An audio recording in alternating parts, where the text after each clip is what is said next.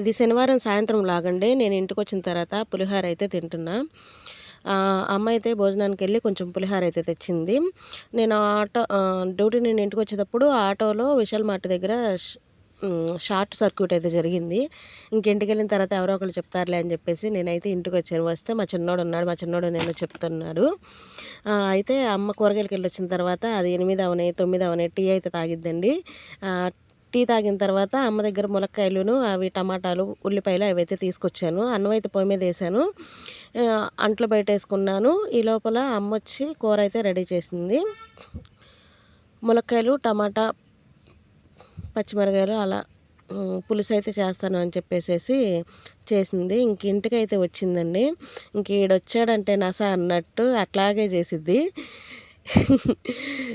ఇంకవన్నీ కూరగాయలన్నీ ముక్కలైతే కట్ చేసి ఉప్పేసేసి మగ్గబెట్టేసేసి పులుసులాగా చేసిద్ది.